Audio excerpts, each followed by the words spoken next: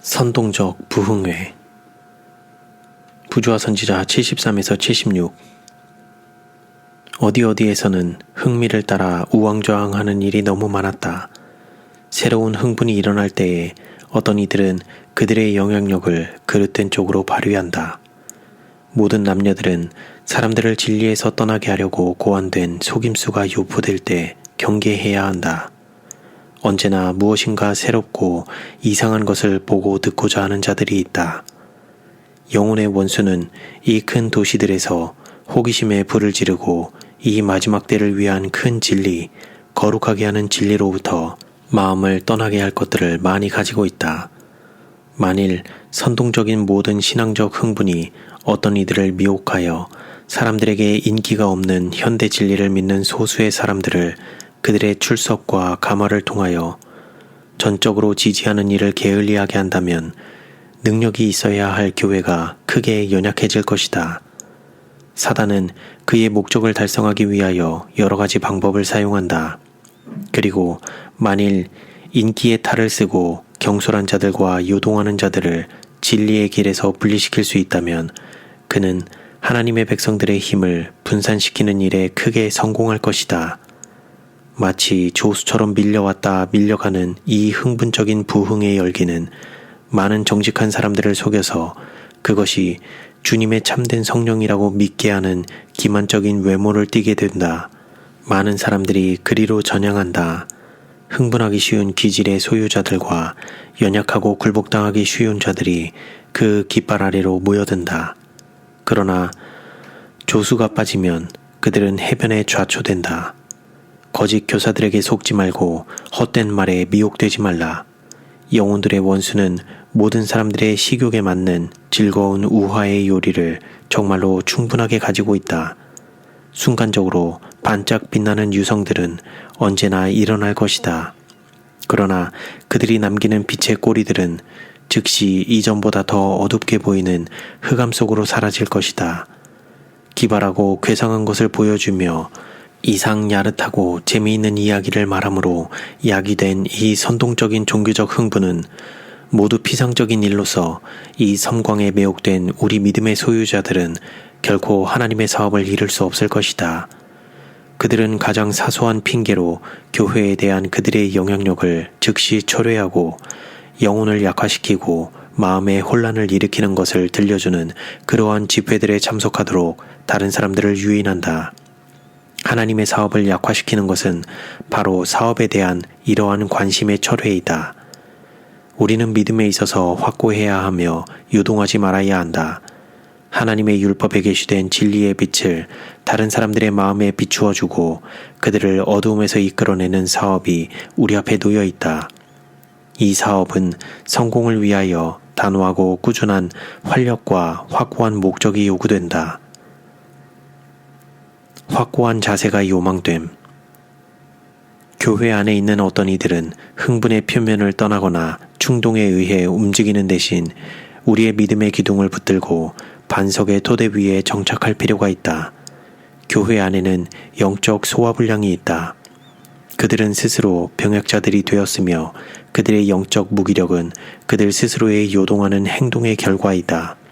그들은 교훈에 바람 부는 대로 이리저리 불려다니며 오로지 감정에 의하여 움직이기 때문에 흔히 혼동되어 확신을 잃어버리게 된다.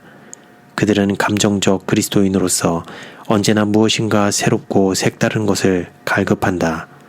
이상한 교훈은 그들의 믿음을 혼란하게 하므로 그들은 진리의 사업에 쓸모없는 자들이 된다.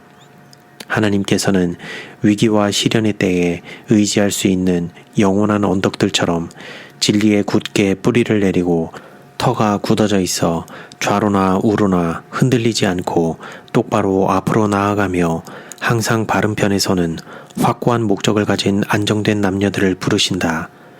종교적 위기의 때에 거의 언제나 원수의 대열에서 발견할 수 있는 자들이 있다.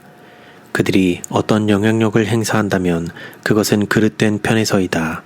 그들은 자신의 모든 힘을 그들이 공언하는 진리에 쏟아야 할 도덕적 의무를 느끼지 않는다. 그런 자들은 그들의 행위에 따라 보상을 받게 될 것이다. 하나님 앞에서 자신들을 바르게 유지하는 일에 또한 영혼 구원에 있어서 주님을 위해 거의 아무 일도 하지 않는 자들은 영적 힘을 조금밖에 얻지 못할 것이다. 우리가 소유하고 있는 힘은 개발되고 증진되도록 계속 사용할 필요가 있다. 질병이 자연 법칙을 범한 결과인 것처럼 영적 쇠퇴 역시 하나님의 계명을 계속해서 범한 결과이다. 그럼에도 불구하고 바로 그 범법자들이 하나님의 모든 계명을 지킨다고 공언할 수도 있다. 우리는 하늘과 보다 밀접한 관계를 맺고 영적으로 온전하기 위하여 일상생활의 가장 사소한 행동에 있어서도 계명의 원칙을 실행하며 하나님께 더욱 가까이 나아가야 한다. 하나님께서는 게으르게 방치하거나 허비하지 말고 당신의 영광을 위하여 사용해야 할 능력과 재능을 당신의 종들에게 주셨다. 그분께서는 다른 사람들에게 전해야 할 빛과 그분의 뜻에 대한 지식을 그들에게 주셨다. 다른 사람들에게 나누어 줌으로써 우리는 빛의 산 통로가 된다. 우리가 영적 힘을 사용하지 않으면 마치 병약자들이 오랫동안 꼼짝하지 않고 누워 있으므로 사지의 힘을 잃어버리는 것처럼 우리 역시 허약해진다. 힘은 사용함으로 생긴다. 다른 사람들에게 봉사함. 병자와 낙심 중에 있는 자들을 방문하고 도와주며 그들에게 빛을 보게 해주고 예수님께 대한 그들의 믿음을 굳게 해주는 것보다 영적 힘을 더욱 크게 해주고 열성을 증가시키고 정서를 깊게 해주는 것은 없다. 마음에 내키지는 않으나 누군가가 하지 않으면 안 되는 의무가 있다. 만일 그 의무를 수행하지 않으면 영혼들은 멸망하도록 방치될 것이다.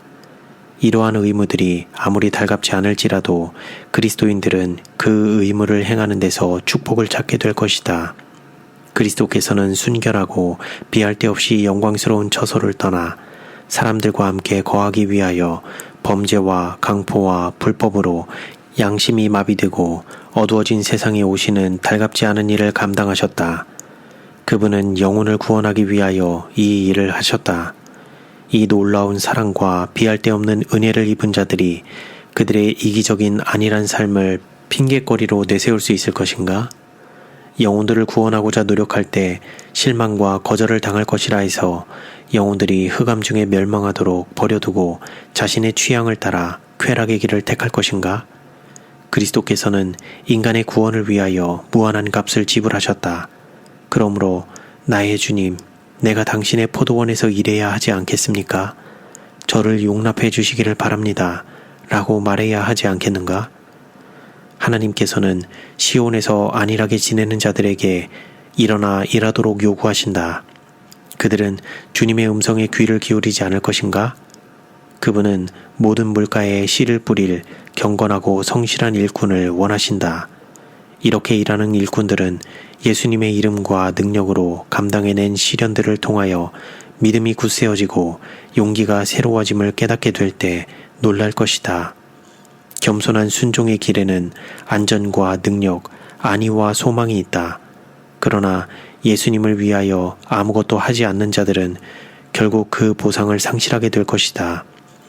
허약한 손은 전능하신 분을 붙들 수 없고 연약한 무릎은 역경의 날에 몸을 지탱할 수 없을 것이다.